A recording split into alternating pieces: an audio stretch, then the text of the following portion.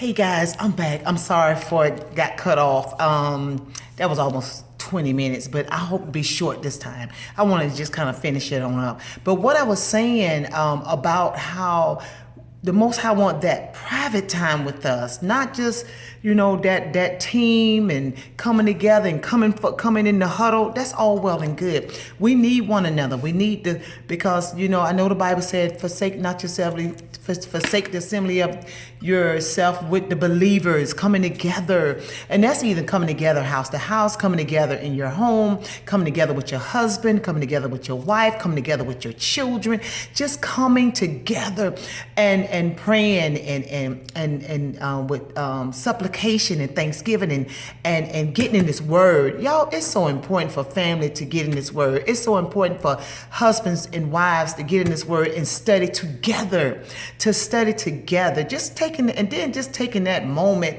just together. But what's so more intimate than that is when you taking that time by yourself.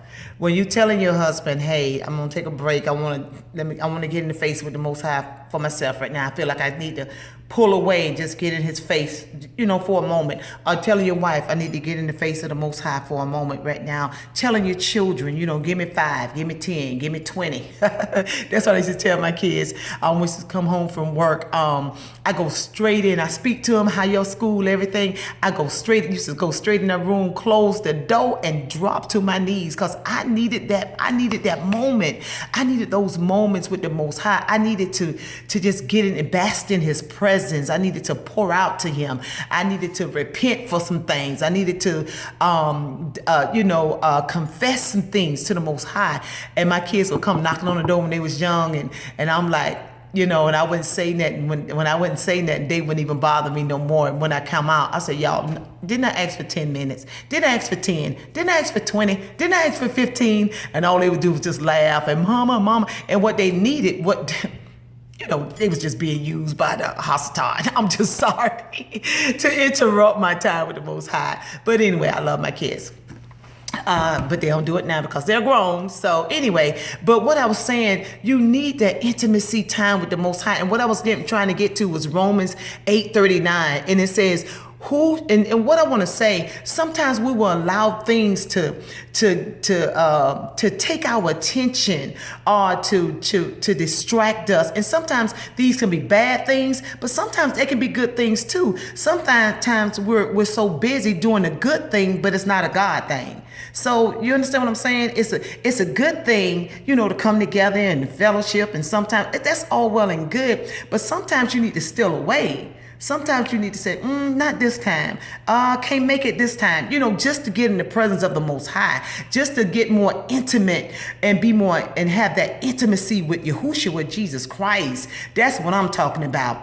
But it says, "Who shall?" It ain't saying what. And sometimes we have some things that can separate our time from the Most High and get our attention and get us distracted from getting in the Facebook. This is really the Facebook, y'all. Not the Facebook that everybody want to put everything on Facebook, mostly all your business, and sometimes good things, but y'all, come on. Some things don't even need to go on Facebook. But I ain't here to judge nobody, but I'm just saying this is the real Facebook right here. This is the real Facebook right here.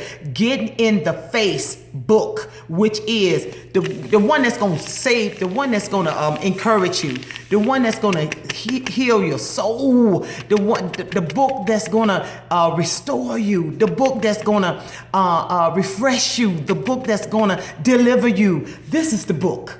Facebook is okay. I'm even on Facebook. But this book right here is the true Facebook. But anyway, it says on Romans the 8th chapter in 35, 39, it says, "Who shall separate us from the love of Christ? Shall tribulations, shall distress, shall persecution, famine, nakedness, peril, or sword? As it is written, for thy sake we are killed all the day long. We are accounted as sheep for the slaughter.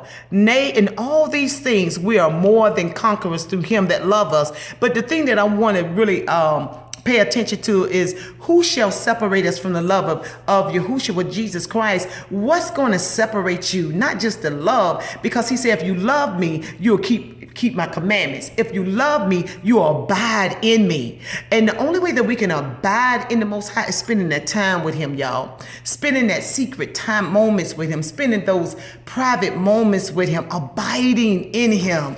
I mean, it's just such a beautiful thing that we got to abide in him.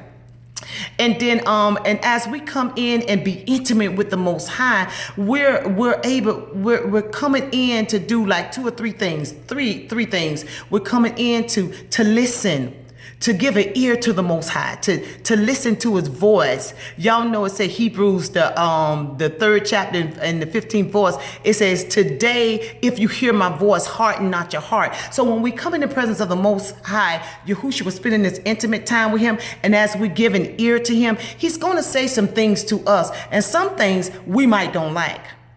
Some things we might be like, want to just, nah. Some things we might don't want to do, but he's telling you to do it anyway. If he's telling you to do it, do it. Be like Yahushua's Jesus' mama. Whatever he tells you to do it. Whatever the Most High Jesus is telling us to do in this book, y'all, we got to do it.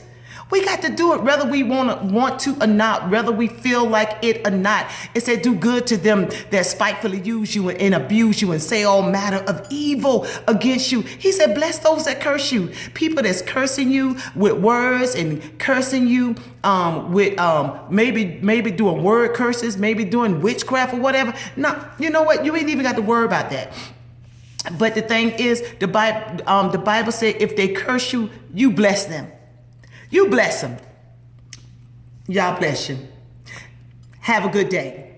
Y'all bless you. Have a great day. You know, and instead of doing evil for evil, the Most High don't want us to do evil for evil. Whatever he tells us to do in this book, we got to do it. Just like Mary told Jesus' disciples, whatever he tell you to do, do it. So when we come in his presence, this is a time that he is going to speak show enough truth to us. And never think that you done got in a place that, you good. You just good, and the Most High can't tell you nothing because I'm doing everything good and I'm doing everything right. That word gonna always show something in us that don't supposed to be there. That word gonna always reveal some stuff in us that don't supposed to be there. And it's a washing. The word supposed to wash us. We supposed to allow the word to wash us, y'all. We got to do it. We got to do it his way. We got to do it his way. So that's one thing, the benefits. You're going to come in and you're going to give an ear to him, and he's going to give you instructions. Another thing, when we give ear to him, he said we'll be able to hear his voice. And then he said, a stranger we won't follow. We'll be able to follow the instructions that he's given us, and not hear and not following our voice. Make sure that you're not listening to your own voice, because sometimes our own voice can deceive us. Our own heart can deceive us, because our hearts is deceitful and desperately wicked. Yes, all our hearts is deceitful and desperately wicked. God told us that our heart is deceitful and desperately wicked. So ain't nobody got no good heart. Okay, I ain't got no good heart. You ain't got no good heart. But when he said, I'll give you a new heart, that's the heart that he wants us to operate out of. He wants us to operate out of the new heart that he will give us. Hallelujah. In Christ, Yahushua HaMashiach, we'll be able to hear his voice, and we'll be able to be led by his spirit. And then another thing, when you're coming in and spending this intimacy time with the Most High, it's reflection, it's self-reflection time, y'all. It's self-reflection time. Like David, and anybody can agree with me when David was talking about Psalms 51. It says, have mercy on me, O Yah, according to your unfailing love, according to your great compassion. Blot out my transgressions, wash away all my iniquities, and cleanse me from my sin. That is somebody that is acknowledging their wrong. That is somebody that's acknowledging their ungodly behavior. That is somebody that acknowledging their wrongdoing. And y'all, we got to do it. We got to do it. And that's daily. They know every now and then. That's daily. Asking the Most High, Father, if it be anything in me that is not of you, Father, cleanse me, wash me. And sometimes we can pray that, but then some things we already know what's in us, y'all. Come on. You already know what's going on with you. You already know what you're struggling with.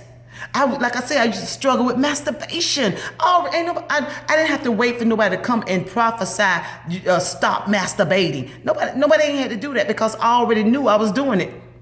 I already knew that was a struggle. So I had to come before the Most High, Father, deliver me from this demon. And that is the spirit, y'all, a demon of masturbation, this demon of lust. So guess what? I cried out to the Most High and he purged me and I got that spirit up out of me. Guess what now? I had to shut the gates. I had to shut my eye gates. I had to make sure I ain't hearing nothing, whatever I don't need to hear. I had to make sure my heart wasn't perceiving lusting for things that don't supposed to go in here. Nope, you got to put the gates up, you got to put the walls up, and you got to put your boundaries back up. Okay, so you won't fall back into those demonic sins. And trust me, they come back. They try to come back and tempt you. But you got to be strong. You got to be girded up with this word. You got to be girded up with this word for you not to do it. For you not to do. Ain't no way. That's something that I do not want to ever go back to. Ever go back to. Now, do that spirit come back every now and then to try to tempt me with television shows, just songs.